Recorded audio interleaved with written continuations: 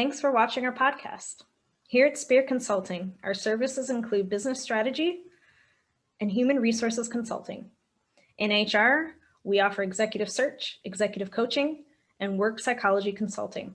Please visit us at spiritmco.com, where we fulfill our clients' dreams virtuously. Enjoy your show.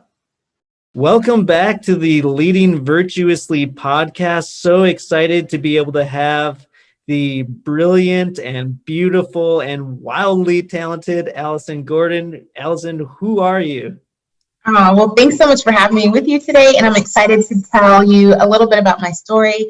I am Alyson Parker Gordon, and I currently lead new talent strategies for Duke University Health System. So I serve as the assistant vice president there, and I've spent, all my years in HR, but am enjoying serving in this role. I'm also a mom and a wife and a Christian and a leader, and so that's a little bit about me. That is excellent. Well, thank you. So new talent strategies, haven't really heard it phrased that way. Can you kind of unpack a little bit of the scope? Yeah, so new talent strategies is essentially our funnel, and we'll call it, when we think about like chutes and ladders in the organization, how do we not only bring people in and help them stay with us? So it does include talent acquisition, and then also thinking about how we help people stay within the organization, internal mobility, career pathing and succession planning, onboarding efforts, retention efforts. And so we're at the early stage of our journey and have a good bit of work to do right now in the talent acquisition space. But as we really scope out what's ahead of us and what our organization needs, and ultimately the people of our organization need, we know that we have to think differently about the way we approach talent in the organization so that everyone feels like they are valued and can contribute. I heard you say in another interview that you conducted about not just looking at what our neighbor is doing. And so this is kind of like a off the cusp and different role than what you see traditionally in health systems. So where are you drawing your insights and vision from? Oh, that's a good question. I think it's very common, especially in healthcare, to just look at what the next person is doing and to just consider how do we make things a step better, one clip better. And so really right now, I think it's just about people. How do we think about a frictionless process? How do we think about people's feelings as we interact with them and what our process communicates to them? And so one of the things that I use almost as a litmus test for things is like, well, would it be good enough for my mother, sister, brother, best friend?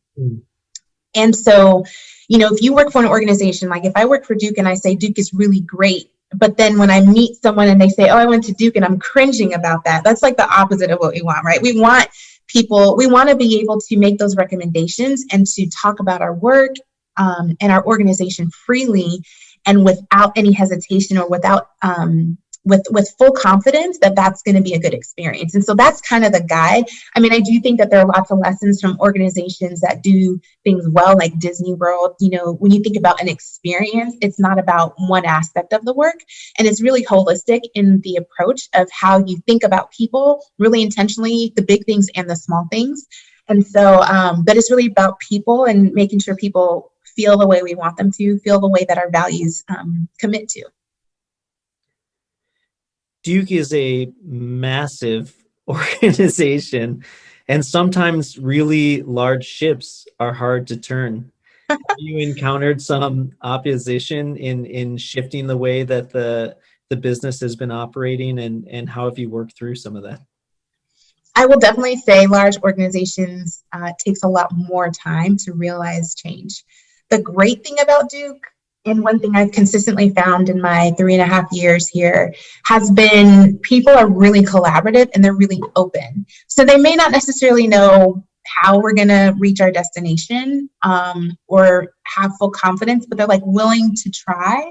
They're willing to trust you enough to take that next step or to give you a little room to try something. And so I think it's some give and take to say, let me show you what I'm capable of. Let me prove to you in some small ways what's possible or what we can do, and build some trust so that the next step that you maybe don't believe in as much, you say, I don't know really what you're referring to, but I know you enough to know I can trust you.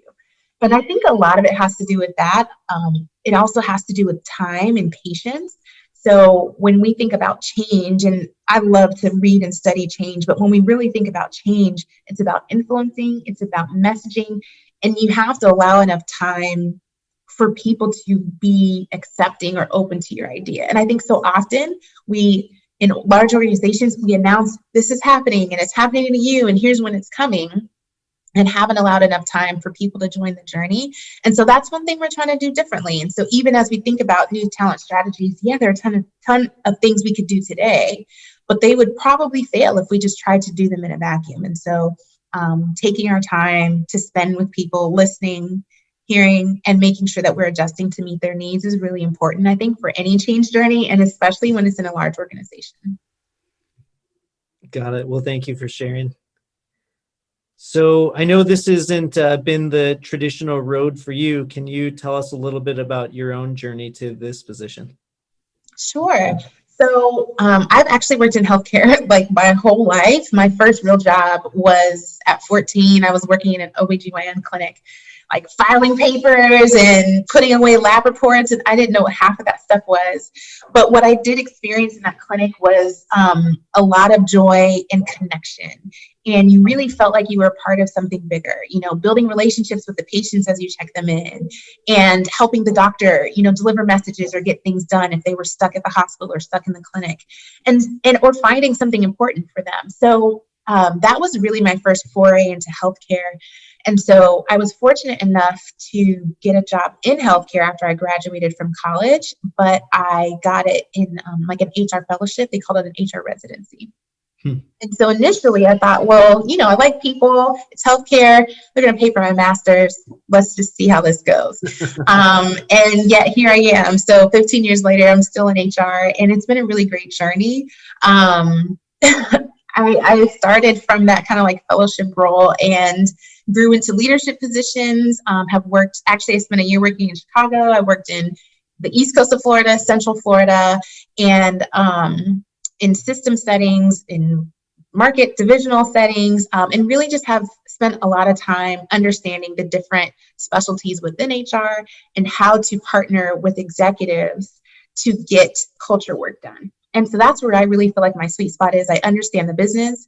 I understand the need to move at the pace of the business and not just use like HR speak to get things done, but really to talk and communicate in a way that our stakeholders need us to meet them where they are, and find those sweet spots where we can work on things together. So I did spend, about 12 or 13 years, and mostly in that organization based out of Florida, and then joined Duke in 2017, which has been really incredible. So I joined Duke as a chief HR officer for a community hospital here, and then moved into this assistant vice president role about 4 months ago. So the thing that's kind of cool about this opportunity is I am by no means a recruitment expert. What I bring to the table and what I have to offer is my credibility in the organization, my leadership skills, my change management experience, and credibility from being able to deliver. And so I spent about a year in my career recruiting a long time ago, and have managed recruitment, but haven't been in the business as recently. And so I do think that gives me a unique opportunity to kind of build bridges from what our customers need and our clients are saying to us to what the talent acquisition function is experiencing every day. Because it's really easy to become siloed, I think, when you have a center of excellence like that, where you say, well, this is what we do when we do this one or two things really, really well. But then you sometimes get disconnected from what's happening in the business. And so in this role, I'm able to kind of be that bridge, I think, to help bring us closer together. Well, I know from our prior engagements and interactions and relationship that you've always, done wonderful at the relationship piece. And so, as you mentioned, I know that, I guess the other thing that I just know from having Duke as a client and being able to dive deep into many different pieces of the business, that everyone always speaks incredibly highly about you. So yeah, I'm excited to see you take over this role and where that's going to transition as well. But the thought that the other thing that was coming to mind was that, sometimes in human resources and talent acquisition in particular, it's like we're always kind of like the people that are serving other individuals to then go off and then, be successful and have those accolades, etc. Yeah. And so, versus like maybe like someone that's like in a either sales or marketing, like a growth role where it's like top line growth. And then it's like, oh, they did this, and the other thing, etc. Where kind of like HR is more of that support role, support function. So just kind of curious as to how you've been able to maintain that, where you're like in that servant role that's helping other people, like unlocking those doors for other people to be successful. Yeah, I think a lot of it has to do with, again, that common language. So results are usually a common language. Data tends to be a common language. And so you have to kind of lead with those things that create connection. When I think about the example, even, in talent acquisition, sometimes you feel like you're only as good as your last hire, that no matter what you do, it's not enough because there's always more jobs to fill. And so I think in general, sometimes what we don't do as well is tracking people's success over time, right? So this person was hired, but what did they do in the organization? What did they contribute over the course of their 3 or 5 or 10 years with us? But also thinking about, what did we avoid? Was it cost that we avoided? Did we save something? Did we improve something? And I think focusing on whatever that is that's shared and measurable. People talk a lot in HR about, wanting to have a seat at the table. And I think that I've seen it happen a lot of different ways, but to me, if you get that seat, you don't just get it and sit back, right? You're always part of a team, and a team is always looking for everybody to contribute. And so I think there always has to be an opportunity for you to showcase the value you're adding, whether it's as a thought partner, whether it's with results, whether it's through relationship, whether it's through solving complex problems. But it's not something you really can kind of sit back and allow yourself to be forgotten. I think you have to really stay close to the work and close to the business and close to the people running the business, so that in time of need and time of partnership, you're an obvious choice to say, how do we work through this together, instead of being kind of forgotten or pushed to the side because you're not constantly there adding value or reminding people of what's possible. Well, thank you. Yeah, thank you for sharing that. Alyson, this podcast is all about, virtuous business leadership. So where does business and virtue intersect for you? Oh, man. So in a lot of ways. And when I think about, my professional journey, I spent a long time in a faith-based organization. And I think that it was a really great experience in helping me understand how business and virtue can come together. It also, in some ways, created some crutches for me because it has a framework that's almost baked into your culture that you're not always doing things on purpose. And so I think that I learned a lot of great things that have been reminders I've kept with me. So we used to say we treat people with compassion because Jesus did. And so I think I've carried that with me.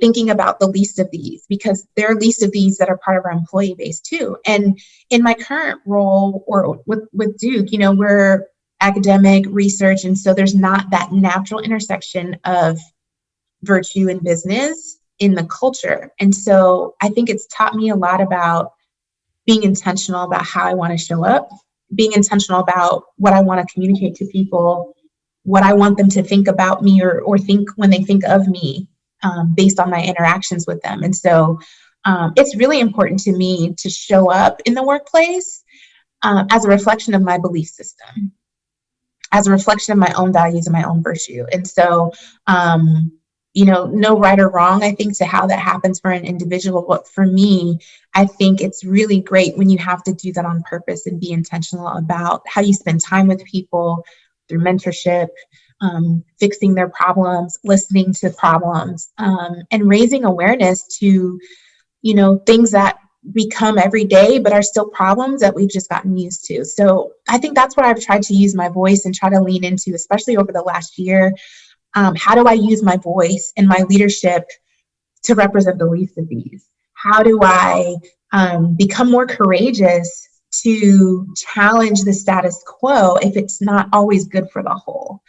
And I think a lot about, Jesus as a model, and how, sometimes he led quietly. Sometimes, he had everyone's attention, but there were never times where he did not stay true to his purpose on this earth, or what he came to do, or who he was. And so I think that's a model for all of us to really think about, is,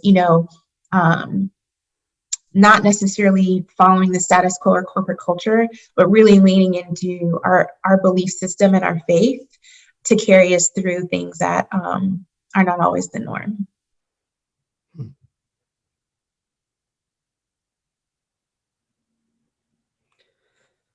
Well, as I said before, the way that you show up has made an impact on a lot of people in a positive way. So yeah, I would definitely give you the thumbs up that it's working and resonating with your peers and colleagues. And but I think that, in some of the way that you answered that, though, and I know you did kind of talk about like taking care of the least of these and being compassionate, but can you maybe even like take us even further by maybe giving a specific example of how like being intentional and being focused like in leading that way, and maybe like the power and impact that it's had in another's, one of your clients' lives? Yeah, I think the most obvious example that comes to my mind, is from last year. And so I think you can tell by looking at me, but, I'm a Black woman, and there have been a lot of things that have come up, I think, in our country over the last year and culturally, that have been in front of our faces in a new way. And so last summer, I was really challenged to think about, how do we support people that are hurting? How do we support people that are angry? How do we connect with people that don't understand what's happening? How do we come together? How do we heal? And so I think so often people like me have felt like we don't always have permission to take up space, or like we're not always wanted. And so what I found myself doing was using my voice, right? And so instead of looking to other people for solutions and answers, how do you use your voice and say, you know what, we can't ignore what's happening around us. I think we have this tendency to separate. We say, leave your personal things at home, right? But we also know that people are whole people. And so really being brave enough to say, to our leadership team, I think that we have to acknowledge what people are feeling and what's happening. Doesn't mean that we can fix everything for them, but like, that's like the most humane thing we can do, is to help people feel seen, help people feel heard, and to stand up against injustice. And so using my voice in that space, and actually partnering with our one of our chaplains, and we led a peace walk. And it was intended, again, just to bring people together and to let people be seen. And so I don't think that's something I would have been brave enough to do 2 or 3 years ago.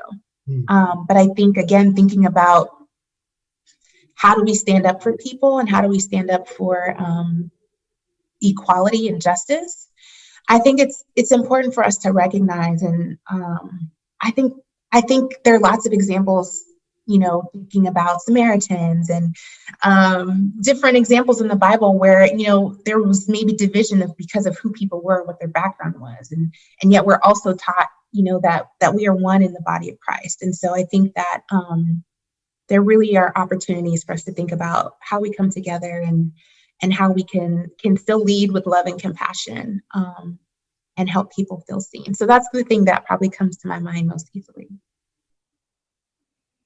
Peace walk? Peace walk. That's beautiful. What did that look like? So we actually invited our hospital. So we have about 2,000 employees at that particular hospital, and said, we're going to have a peace walk. And we weren't sure how many people would come out. And we had these little signs that people could write on and say, I walk for, right? So if you wanted to walk for peace, if you wanted to walk for your family, for your children, I have 3 boys. And so for me, I said, I'm writing for my 3 sons and my husband. And we had a prayer, we read a poem, and we just said a few words because we just wanted people to know that we care and that we want to be better as an organization about making sure that people are seen and that they have space to be themselves and to be their best selves when they come to work. So it was pretty cool. And then they did one for the health system and had like 1,000 people come. So that was, I think you can inspire people to change and inspire people to action too, with your leadership. And again, it just takes like a little bit of courage because I can't even take credit for the idea. The idea was, from our chaplain who is a white female. And so I'm really grateful to her for her partnership. But it was like my voice and my influence and her ideas and partnership and, really just allowing space for us to connect with people's hearts. Has that ever been done before at Duke or at a house? No. I've never heard of that. No, it was a first of its kind. I'm gonna go ahead and guess not the last, but the first of its kind. So yeah, I mean, I think it's a testament to what happens when we can, be brave enough to step out on faith and to speak up, because I think that it builds a muscle so that the next time something happens, it can be for a totally different reason. But the next time that you feel like, this doesn't align with my values or what the organization says our values are, how do you use your voice and stand up to say, how do we do this better? How can we think about this differently? And I think lead with that courage that is modeled for us in the Word. So, yeah, I'm kind of curious as to how does one go about that? So it sounds like what you kind of mentioned, like before you mentioned that you may not have had that courage previously. And so you maybe had the inspiration to say like, we need to do something. But then you were just like, the fear was like, I might be thought differently. I don't know what that's going to look like. And then you don't do it. In this particular instance, you were like, nope, we need to do it. And you took that step. So just kind of curious as to like, help me understand like in that journey is for the sake of like other people listening to this. What are some things that like what was just going through your mind about like in proposing it and wanting to champion it and to push that forward? So I just had a really heavy burden on my heart like that. I just had a heavy burden for people. And I was praying, God, what is my role? What can I do? I think it was just a really emotional time for everybody. And so you feel like, well, people see me in this leadership role, in this executive role, and they're probably looking at me like, will you do something? And so I felt like, well, I'm willing, but I don't necessarily know what to do. And so I really feel like it was important to not necessarily rush to jump into something, but to be prayerful and be thoughtful and to stay open.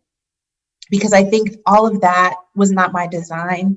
I think it was what we were led and inspired to do, but not because of our own doing. I really believe that way, because it would have been really easy for me to just say, like, again, someone else, because I feel like I'm always the youngest person in the room, right? So it's like somebody with more tenure, someone with more authority, more power, not the HR person, right? Not the HR people again. So it's like anybody else, with more power, more influence.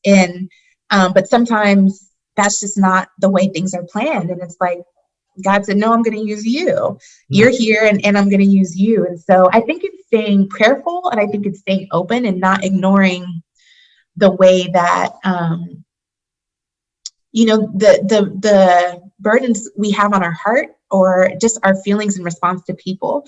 I also think about, when I think about the way I lead, sometimes we end up leading in these sticky situations. And I really try to lead thinking about people and using my heart, right? Because at the end of the day, people are people and we are all children of God. And so my role, while I maybe get a paycheck from an organization, my ultimate responsibility is to God. And so how do I make sure that I honor him in my leadership and be patient and be graceful and be understanding? And I think it's the same thing. It's like, it's not always what we want, or it doesn't always happen exactly the way we would prescribe, but I think we have to just stay open and stay connected to be led to make the decisions that ultimately will be for God's glory.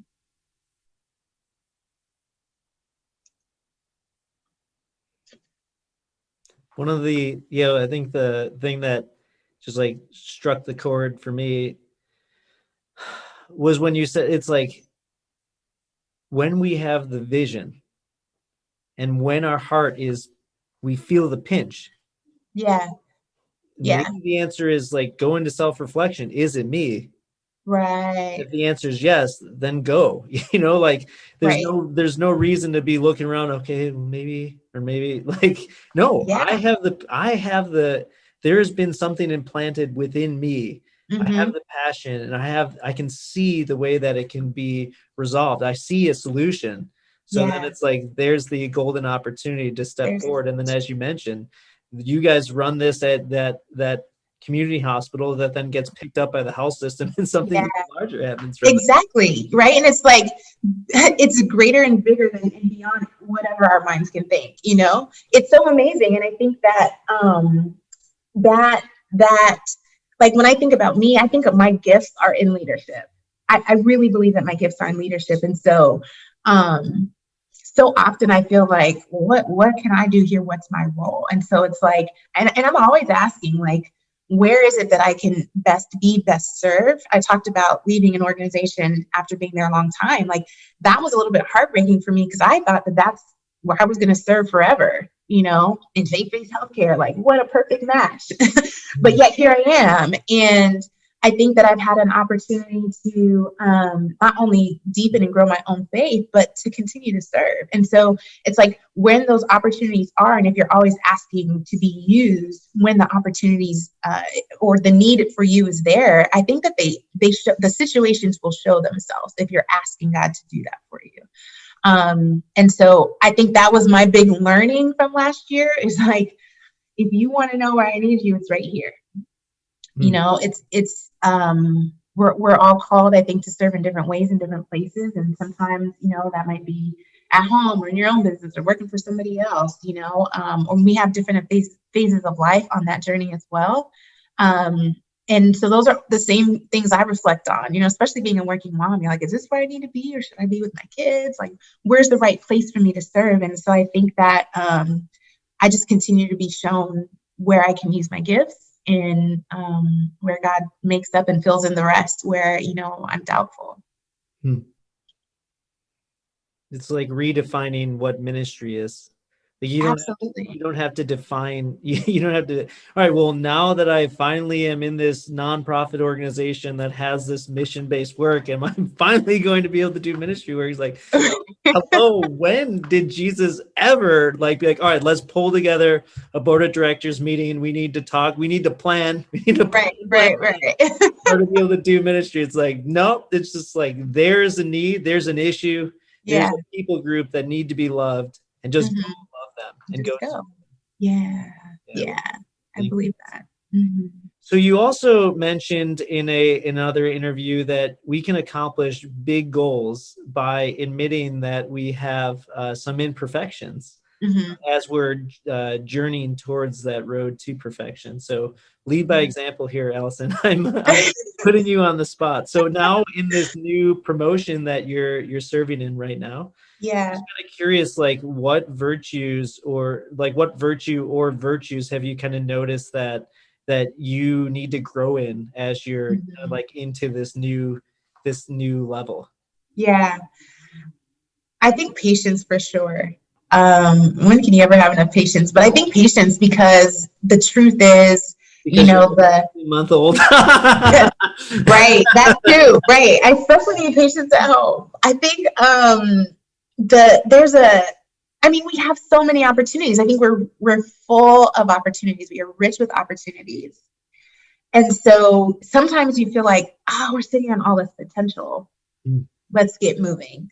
Sometimes you feel like we have catching up to do because of maybe commitments made to the organization pre-me, or where the current level of performance is. So I think patience is really important, even to pace myself, because I want to make sure that I'm not giving 100% of myself to work and then my family gets 0 or the leftovers. So I think patience is an important part. Patience with myself, patience with others, patience with the process. For sure, patience. I think I also think about grace.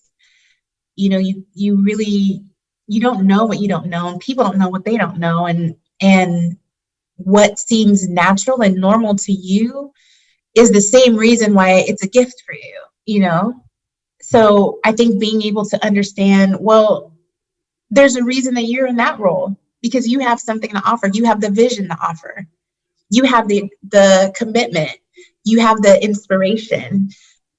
You have the organization skills. And so I think grace for people that maybe need more time to catch up, grace for people who don't understand, and grace for people that aren't the right fit for the journey. I think those are the two that I really think about right now during this time. So the crazy, impatient Alyson shows up in your mind of like, this needs to be now, Alyson. Let's go. I'm like, what's the update? What's the update? Yeah. What's the update? So what do you do with that? Maybe some people don't have the same skills that you have, like coping skills that you have. So I'm just kind of curious as to what your methods are to quiet that inner voice.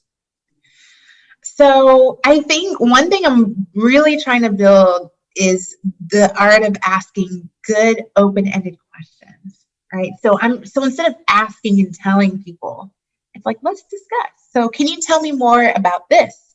Can you help me understand more about this? What would be reasonable for me to get an update? And I think we have a tendency to just be like, this is what I need. This is why, just make it happen.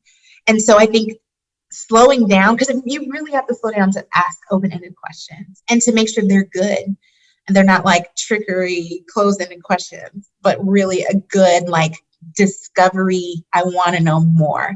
And so that is one of the ways that I've really tried to help myself slow down, is to say, do you know everything you need to know yet? Or what additional information would help you? And then that usually leads me to more discovery. Like I said, I'm not the expert in talent acquisition. So in a way, that is also helping me. I don't have all the answers. I literally don't. So I have to depend on my team to help me. So I think the dependence on them, as well as, slowing down enough to ask questions, really helps me understand, like, there's always more to learn. There's always more to know. And if I can just stay open to that, stay open to learning, I think the learning leads us to the doing. As we learn, the learning will provide the insight that we need for the journey. And I think that's also interesting for organizations as well.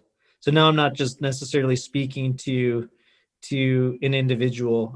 I'm talking to like people groups that are making decisions and hiring. But I find that interesting that instead of just going with the traditional route of, okay, let's hire someone who is a recruiter, then a recruiting manager, then blah, blah, blah, all the way up to, someone leading talent strategies, Duke ended up, your boss ended up going with a different direction of someone that had been previously a chief human resources officer to take on this role. But then with that, because this wasn't like, something that you had done your entire career, you're just inherently interested.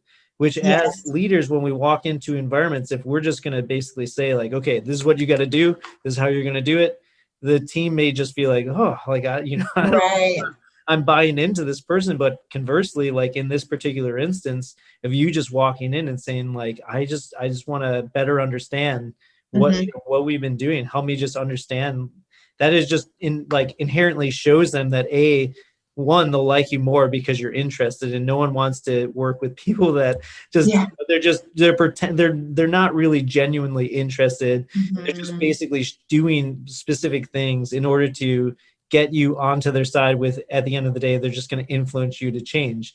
But when someone's actually like genuinely cares about you and cares about your opinion, that's only going to like want them to be able to like, obviously open up and share. But then also secondly, as you then start to shift and pivot towards, well, what do you think about if we went this way, that just like, opens their hearts to wanting to change in that way. So thank you for sharing. That's No, you're welcome. And I agree. I really believe in transparency. I think it's an important part of building trust with people. So that's literally exactly how I do it. It's like, and then what do you think? And then if we have to make a different decision, then I always explain why. Sometimes the decisions aren't ours, but they're usually easier to take when we know the full story and we understand, the why. The why is so important. So. Beautiful. Well, Alyson, how can people get a hold of you or your organization and the work that you're doing? Yeah, the easiest way to connect with me is on LinkedIn. So I do enjoy LinkedIn a good bit. It's Alyson Parker Gordon, and I look forward to connecting with people there. Wonderful. Well, thank you so much for being on the show today, and look forward to continuing the dialogue and journey with you, and also sending good thoughts and prayers your way for this new role as well, and also that budding family. Thank you so much. It's great to talk with you today. Take care. For sure. You too. Bye-bye. Hey, Chris here. Hope you enjoyed the episode where we discussed all things going bald. Just joking. The Leading Virtuously podcast.